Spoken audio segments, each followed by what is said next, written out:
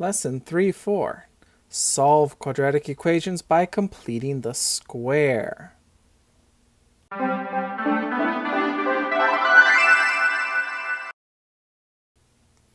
Alright, so you could solve quadratic equations by factoring. We'll start with actually by graphing. But who wants to graph them all? Solve them by factoring, but not all quadratics factor. You could solve by taking square roots, but that only works when there's just an x squared. But if there's an x squared and x, that won't work. So we need some method that works all the time. Completing the square solves all quadratic equations. So let's start by looking at the perfect square. Let's say x plus 3 squared. That is x plus 3 times x plus 3, which we can multiply together.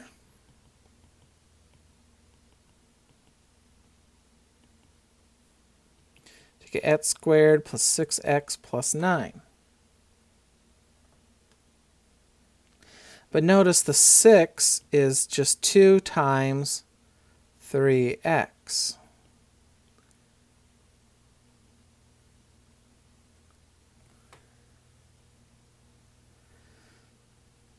And the 9 is 3 squared.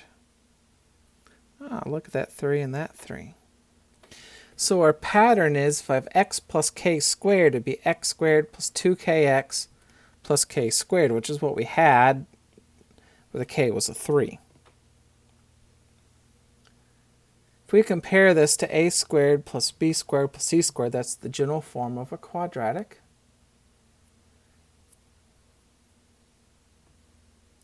And we compare that, we will get that c is 1/2 b squared to make it a perfect square.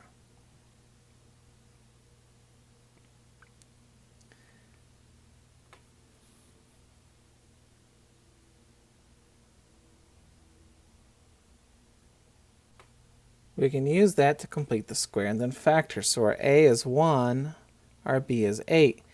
If I want to know what goes here to make it a perfect square, well, that was 1/2 of b squared. So 1/2 of 8 squared. So half of 8 is 4 squared is 16. So it's plus 16. And then we can factor. To get the x squared is x times x. To get the 16 is 4 times 4.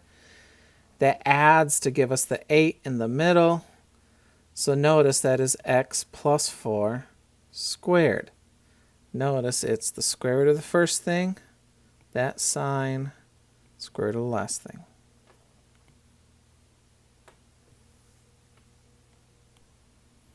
So how do we solve by completing the square? Well, you rewrite the quadratic so the x terms are on one side and the constant is on the other. Like that. If the leading coefficient is not 1, divide everything by it. Well, it's 1x squared, so we're good there.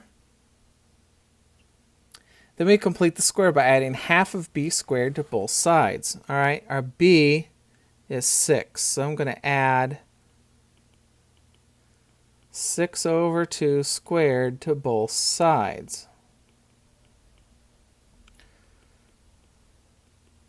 Of course, 6 over 2 is 3.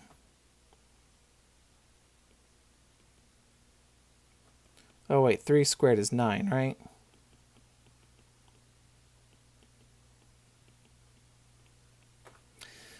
All right, now rewrite the left side as a square. So we're factoring. It'll always come out to be x, that symbol, and the square root of 9 is 3 squared.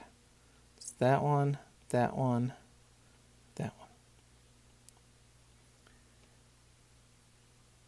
All right, then square root both sides. Don't forget the plus and minus. Square root of 25 is 5. and finish solving. So subtract 3. Solve x equals -3 plus and minus 5. Well, we can actually finish that. So if we do the plus, -3 plus 5 is 2. If we do the minus, -3 minus 5 is -8.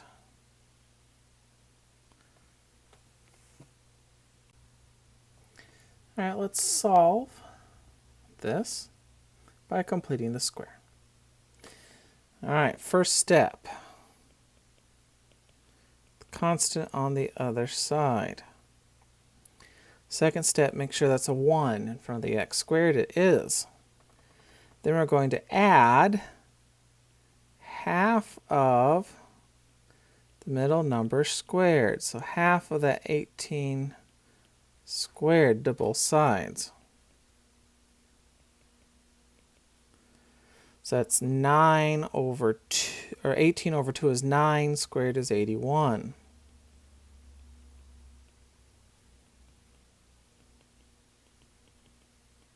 And -5 plus 81 would be 76.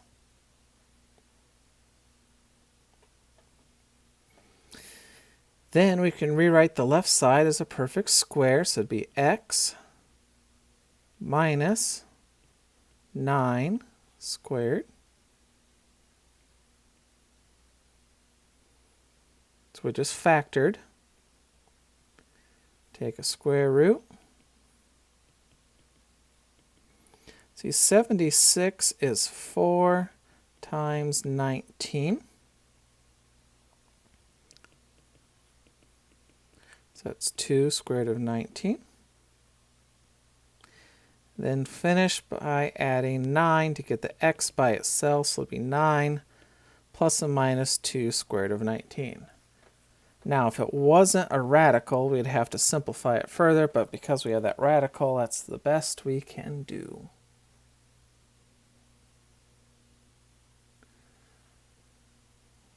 All right, so we need to solve this, again, by completing the square. So our first step is to get the constant to the other side. Then we need to make it a 1x squared, so we'll have to divide everything by 2.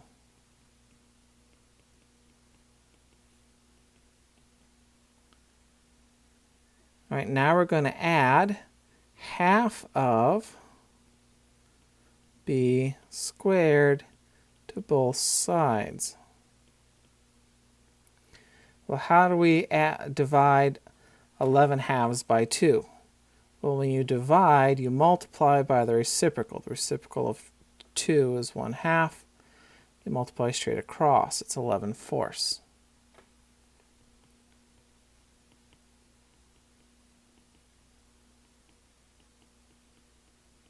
Oh, wait, that's still squared. So 11 squared is 121. 4 squared is 16.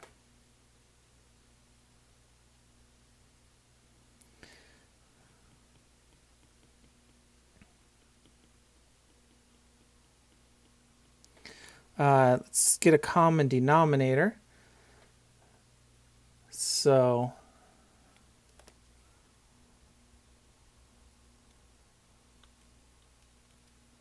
if I multiply the top and bottom by 16 here to get a common denominator, I'll get -96 over 16.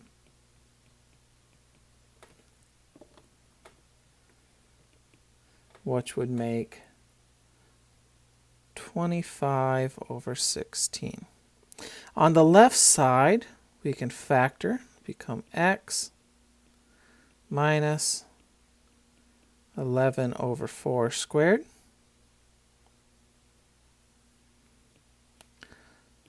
Square root. Square root of 25 is 5. Square root of 16 is 4. Don't forget the plus and minus. And then we can add the 11 over 4. Now these don't have radicals, so we can actually add these. I'd have 11 fourths plus 5 fourths would make 16 fourths. Or we can subtract. 11 minus 5 is 6/4. We can reduce those.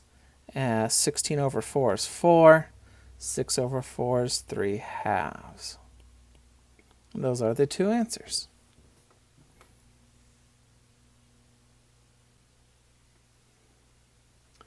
All right, writing a quadratic in vertex form, how would you do that?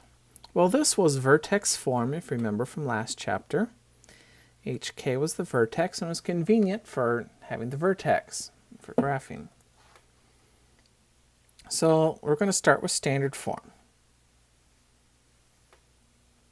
Group the terms with an X. So we're going to put those in parentheses.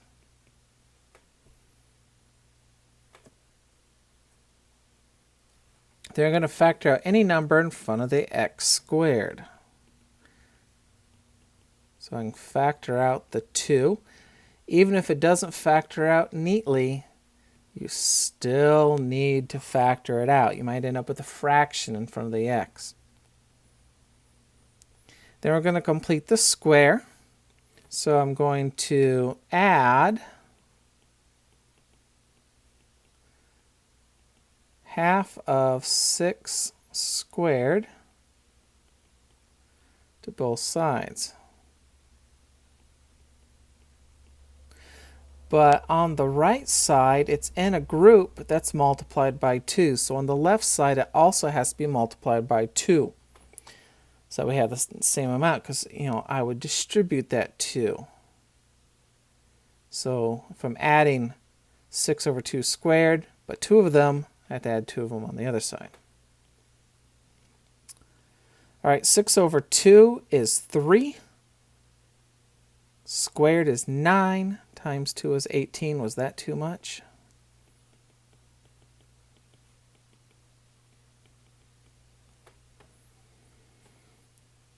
All right, then I'm going to rewrite as a perfect square. So it would be x plus 3 squared. Just factor. Then finish by getting the y by itself.